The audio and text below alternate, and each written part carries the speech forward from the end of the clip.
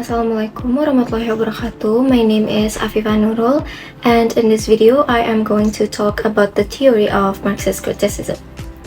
So when we read a literary text, we not just read a story.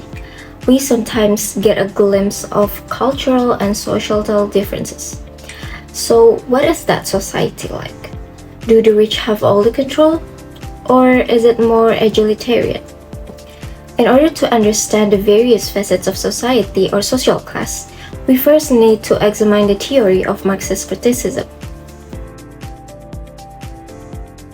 So, the Marxist theory was formulated by German philosopher Karl Heinrich Marx and a German sociologist Friedrich Engels. Marxism was first publicly formulated in 1848 in the pamphlet The Communist Manifesto, which lays out the theory of class struggle and revolution.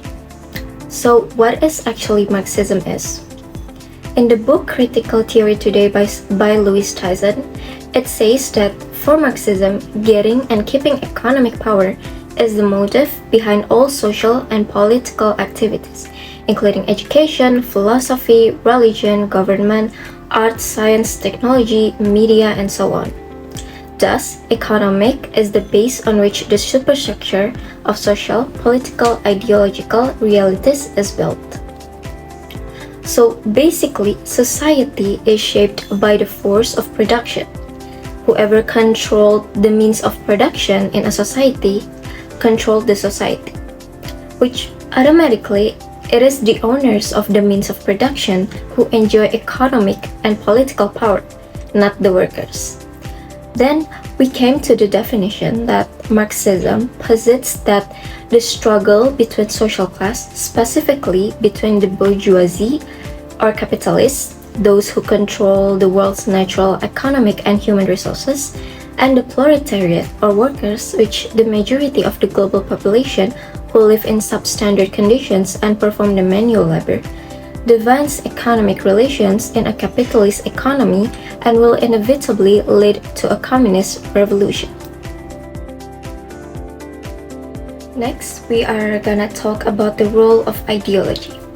Again, in the book Critical Theory Today by Louis Tyson, it says that Marxism is a non-repressive ideology that works to make us constantly aware of all the ways in which we are products of material or historical circumstances, and of a repressive ideology that blinds us to this fact in order to keep us subservient to the ruling systems of power.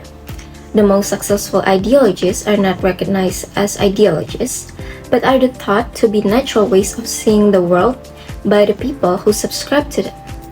So, the concept of Marxist ideology is a word to describe a set of ideas and beliefs that are dominant in society and used to justify the power and privilege of the ruling class.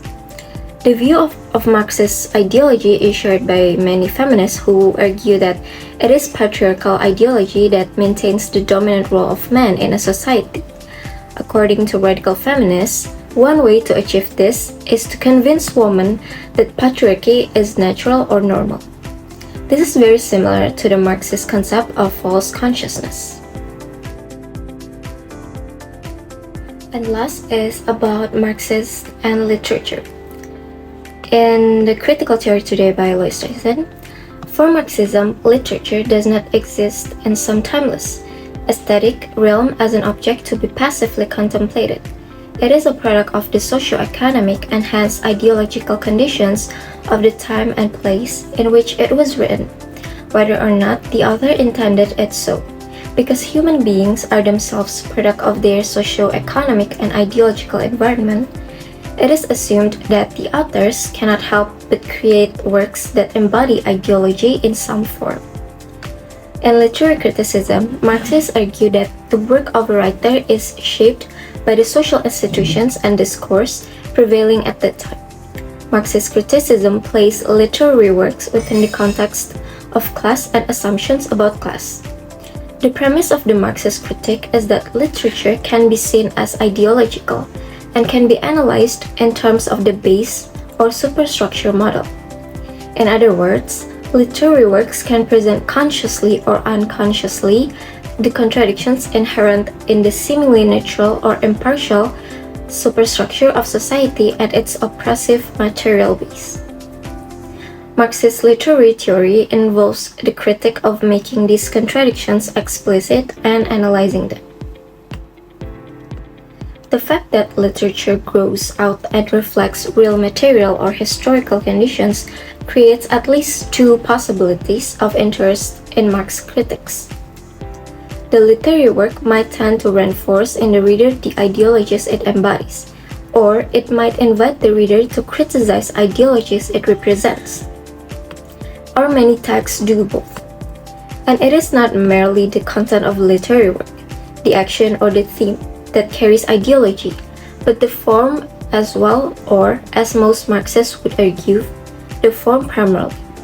Realism, naturalism, surrealism, symbolism, romanticism, modernism, postmodernism, tragedy, comedy, satire, interior monologue, stream of consciousness, and other genres and literary device are the means by which form is constituted. If the content is what of literature, then form is the how.